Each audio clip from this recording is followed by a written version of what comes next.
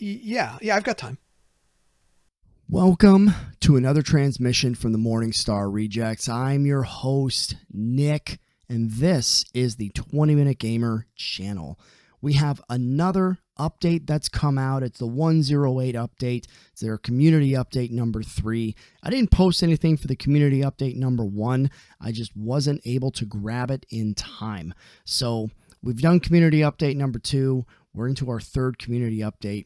And I also have an impressions video for my first couple 20 hours worth of gameplay on looking at what they've kind of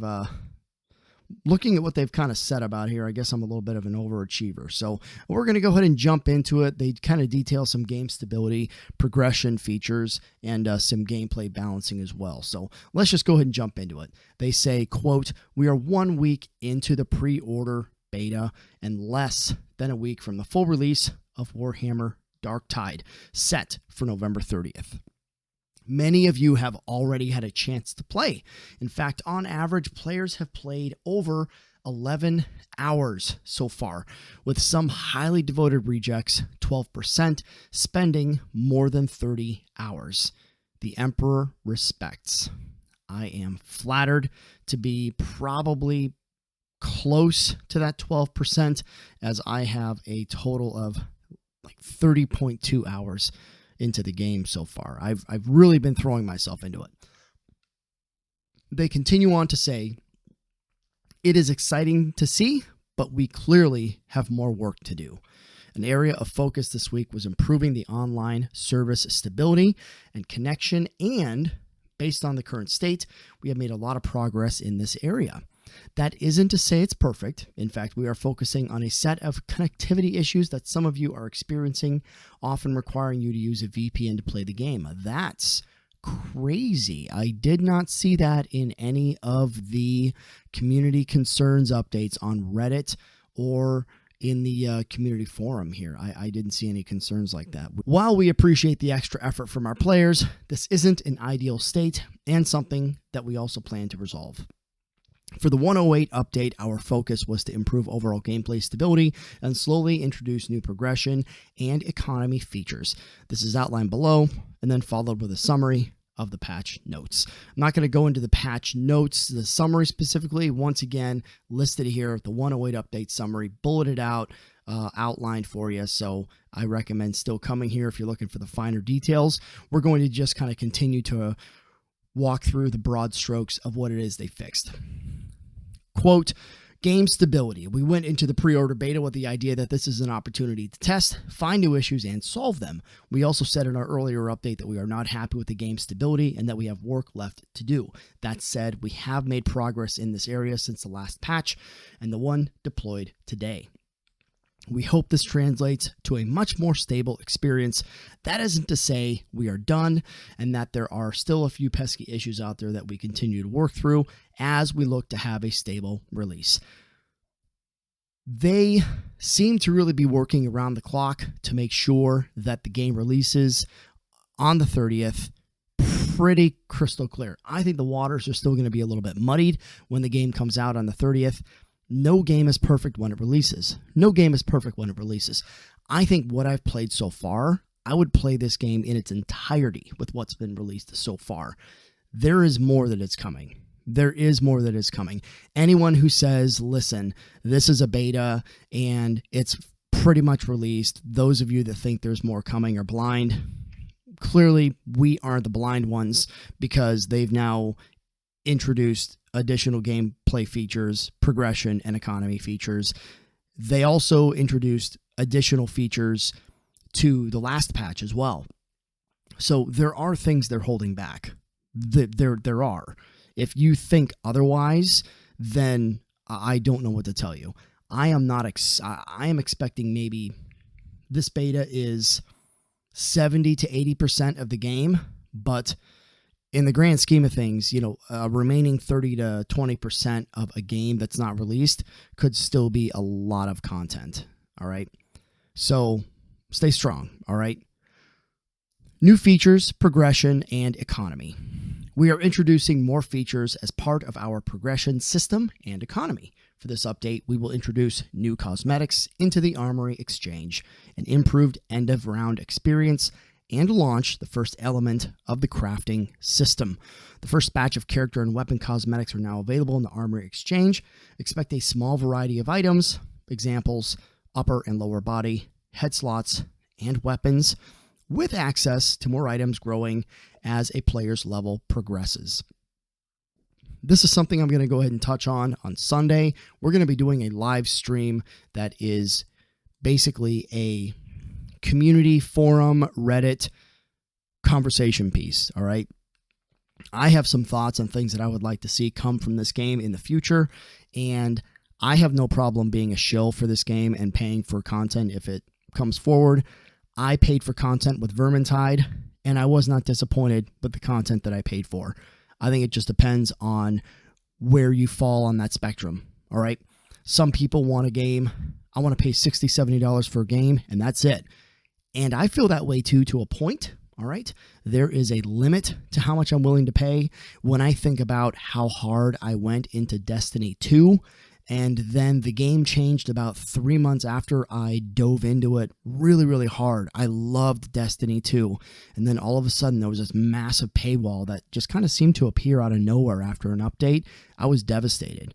I was absolutely devastated. I haven't played the game since 2018 now, and I don't want to play the game again. I'm just very disappointed with it. They go on to say, to improve the player feedback of the progression system, we are now also highlighting what becomes available to players, weapons, and feats via a new end-of-round card. Hadron Omega 77, the Morningstar's tech priest, will also be offering her services at the Shrine of the Omnissiah, located in the hub just adjacent to the Psychanium. The shrine will be open to all rejects with a trust level of 4 or higher. So Hadron will allow you to upgrade your weapons, which is described in the following paragraph. With today's patch, we are introducing the Consecration ability, allowing you to upgrade a tier of weapons or curio you have available. As the item's tier is upgraded, a random perk or blessing will be added. Depending on the tier, it has been upgraded to. Consecration uses crafting materials, with the cost increasing for higher tier weapons. And I'm sure that the cost is going to be exponential, right? If you want a level 1 to a level 2 item, it's going to be 10. If you want a level 2 to a level 3 item, it's going to be 50. If you want a level 3 to a level 4 item, it's going to be 200, right? And if you want a level 4 to a level 5 item, expect that 400% markup at 1,000, okay? So I expect the percentage base to be absolutely exorbitant, which is fine. If you've got a bolter or a plasma gun or an auto gun or a hammer or a power sword that you really, really like in this game and you don't want to get rid of it, I already feel about that. I already feel that way about a couple of weapons that I have and curios that I have. Upgrade them, right? That's what I did in Division 2 as well. I got a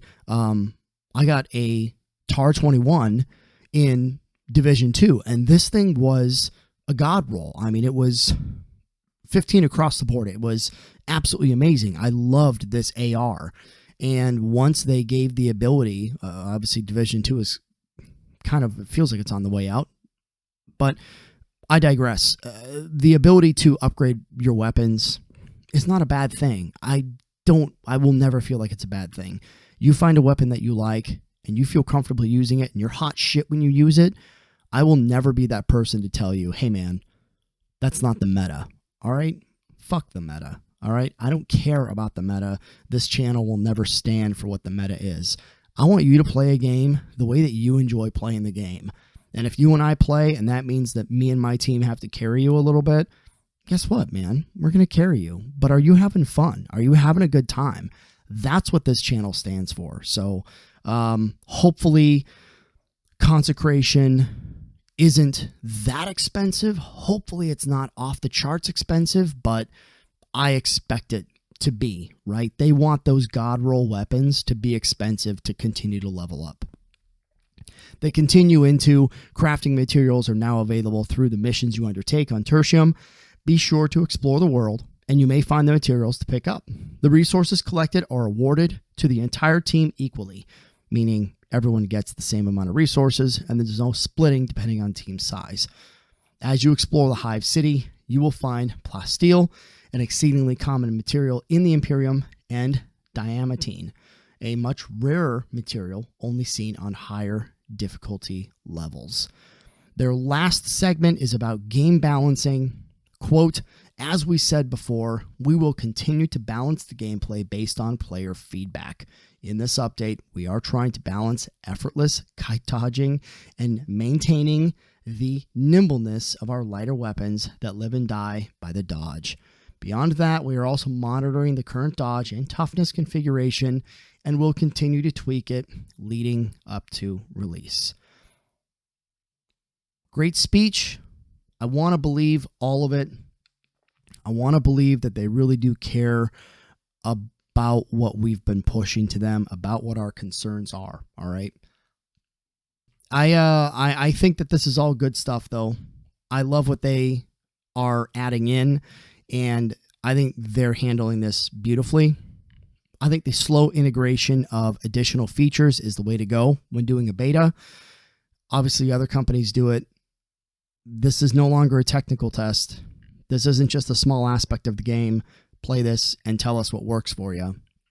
They are slowly integrating more and more, and I think come the 30th, we are going to just have the floodgate open, and hopefully everyone joining at that point in time isn't doesn't just, it's going to crash the game. Expect that, right? Let's go ahead and jump into the game real quick and see what Hadron Omega has. Let's look at the Armory Exchange and see what that has. I would love to see what Consecration looks like. I'm not going to be able to consecrate anything, but I'd love to actually go into the Armory Exchange and just kind of see what they have coming as far as skins. So let's jump in there. All right, everybody. So jumping onto the Morning Star, looking at these new features, right? We have the weapon cosmetics.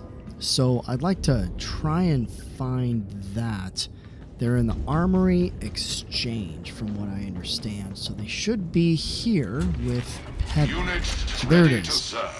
Operative cosmetics. That's beautiful.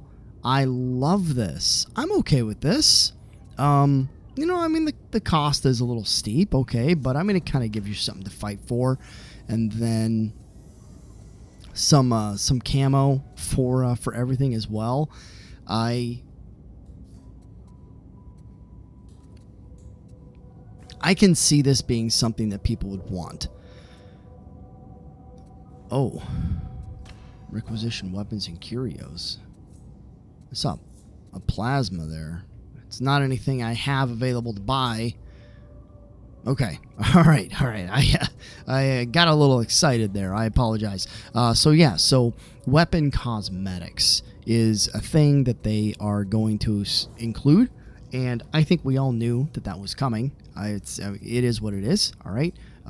Here's the plasma. Power sword. That's cool. Chain axe. Combat axe. Another auto gun. A stub revolver. Cool.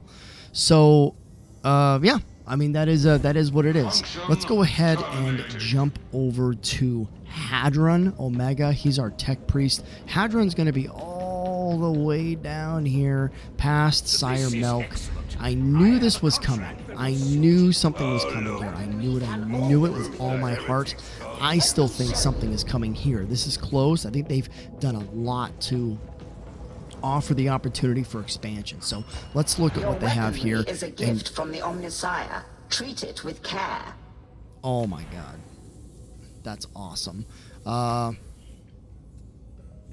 guns. So we can consecrate now.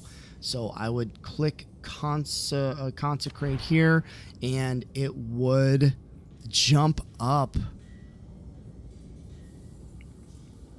to a new perk. It would jump up to Militarum issue. That's pretty cool. I can get behind that. I mean, it's no different than any other game that you're all playing. It's no different than Division 2. It's no different than the bench that you use to upgrade your weapons. I mean, it's no different. I was about to say the only difference is the cost, but there is no difference, not even in cost, because when you boil it all down, you still have to get ceramics and metals and things like that in Division 2 to still upgrade your weapons. So that they're just kind of following suit with what everyone else is doing, and this doesn't bother me. It doesn't bug me. Also, well, happy dance for me. I do love that I got all this fun stuff. So yeah, beautiful. So consecration is there. You have the ability to